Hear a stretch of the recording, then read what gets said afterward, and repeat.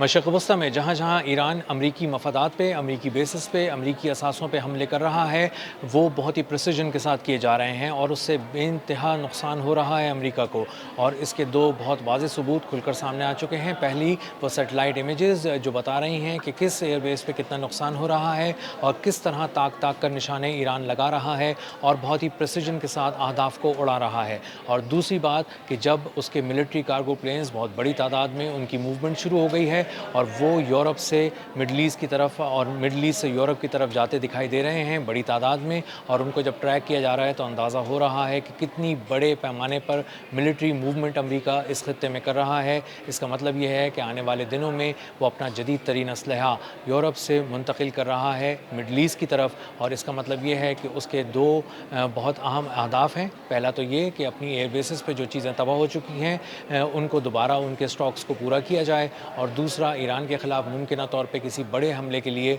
एक भरपूर तैयारी की जाए। मेरा नाम अज़हर अली ख़ान है और आप देख रहे हैं आज की बात। बहुत सारी ऐसी ख़बरें हैं जो सोशल मीडिया से जुड़ी सामने आ रही हैं और जिसमें बताया जा रहा है कि बड़े पैमाने पर मिलिट्री मूवमेंट की जा रही है अमेरिका की जानिब से। यूरोप से बहुत सा मिलिट्री असासे शिफ्ट किए जा रहे हैं मिडल ईस्ट की तरफ, और इसी तरह मिडल ईस्ट से बहुत सारे कार्गो प्लेन्स इस वक्त यूरोप की तरफ सफ़र कर रहे हैं और मुस्तकिल तौर पर इनकी मूवमेंट देखी जा रही है, उसे ट्रैक किया जा रहा है और बताया जा रहा है मुख्तलिफ अकाउंट्स के ज़रिए कि इन मिलिट्री मूवमेंट्स का मतलब ये है कि बड़ी तादाद में असलहा शिफ्ट किया जा रहा है यूरोप से मिडल ईस्ट की तरफ। और इस सिलसिले में C-17 जो एक ख़ासा बड़ा कार्गो प्लेन है, C-130 से भी ज़्यादा बड़ा कार्गो प्लेन,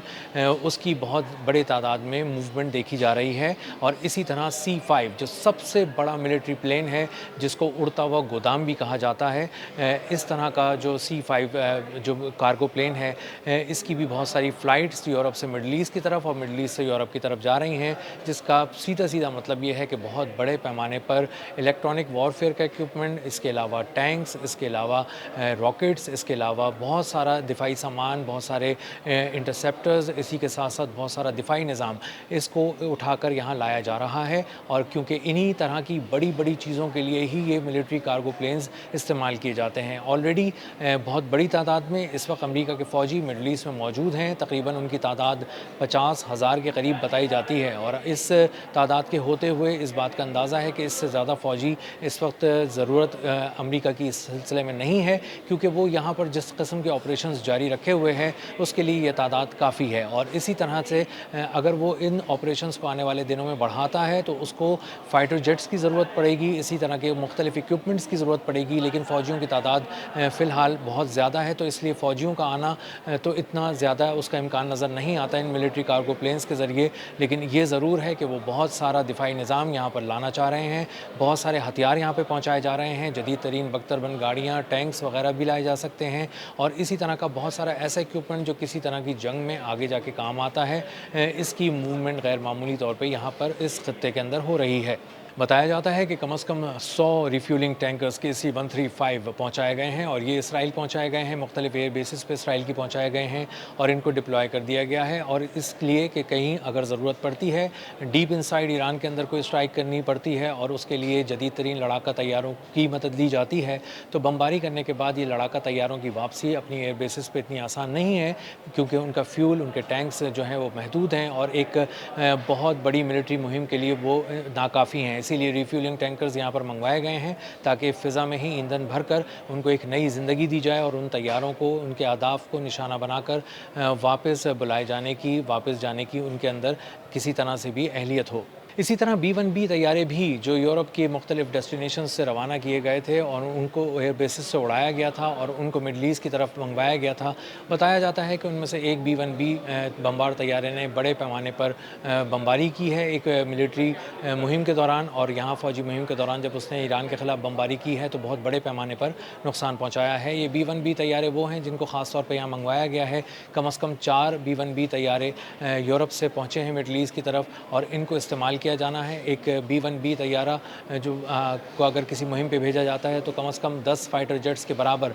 वो बारूदी मवाद गिरा सकता है और बड़े पैमाने पर तबाही मचा सकता है। इसीलिए B-1B तैयारों को पहली बार इस पूरे वॉर थिएटर के अंदर लाया गया है और इसके अंदर अमेरिका ने پچھلے 5 ماہ کے دوران اس طیارے کو کبھی نہیں بلایا تھا، لیکن اب اس کو ضرورت محسوس ہو رہی ہے کہ اس کو جب بھی کہیں کوئی بمباری کرنی ہوتی ہے، بڑے پیمانے پہ کرنی ہوتی ہے اور بڑے اہداف کو اڑانا ہوتا ہے تو اس کے لیے B-1B کا استعمال کیا جاتا ہے۔ تو فائٹر جیٹ سے لے کر B-1B بمبار طیاروں اور اس کے بعد کارگو پلینز کی غیر معمولی ملٹری موومنٹ یہ بات بتا رہی ہے کہ پک ایکس ماؤنٹین، جس کے بارے میں پچھلے کچھ دنوں سے بہت زیادہ بات ہو رہی ہے، ایک ایسی پہاڑی جو راک سالڈ ہے،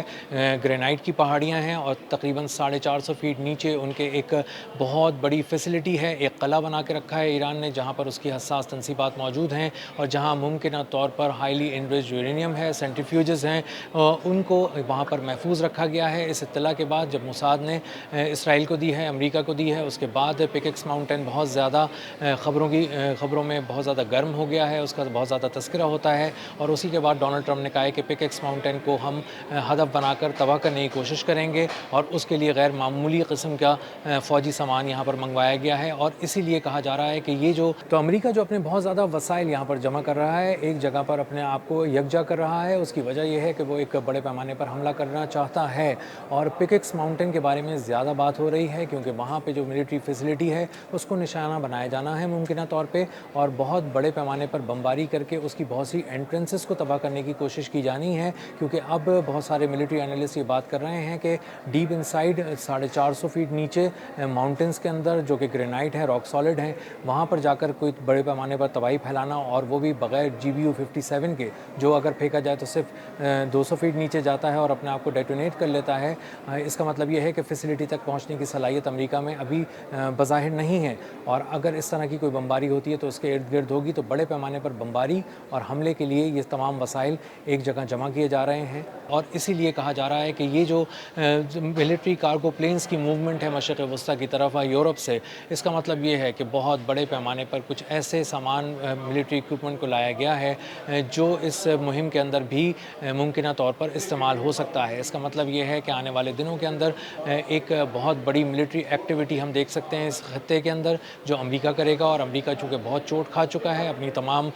بیسز پر بہت بری طرح زخمی ہو چکا ہے اور اس کے زخم رس رہے ہیں، اس کے ریسورسز بہت بری طرح پگھل چکے ہیں ان بیسز پہ، تو اس کے بعد اب اندازہ ہوتا ہے کہ بہت ہی اسپیشلائزڈ قسم کا ایک ایکوپمنٹ وہاں سے منگوایا گیا ہے اور اس کو اب ایران کے خلاف استعمال کیا جانا ہے۔ تو آنے والے دن کے اندر اس وار تھیٹر کے اندر بہت سی نئی چیزیں ایڈ ہونے جا رہی ہیں۔ ایران نے بھی تیاریاں کر لی ہیں، امریکہ بھی ایک ممکنہ طور پر بڑے حملے کی تیاری کر رہا ہے اور اس کے لیے اس نے اتنا زیادہ ملٹری بلڈ اپ کر لیا ہے، اتنے زیادہ وسائل یہاں پر فوجی وسائل جمع کر لیے ہیں، جس سے اندازہ ہوتا ہے کہ کچھ چھوٹا بڑا نہیں، ایک بہت بڑا ایک حملہ امریکہ کی جانب سے پلان کیا جانا ہے اور آنے والے دن اس حوالے سے مشرق وسطیٰ کے لیے کچھ اچھی خبریں نہیں لائیں گے۔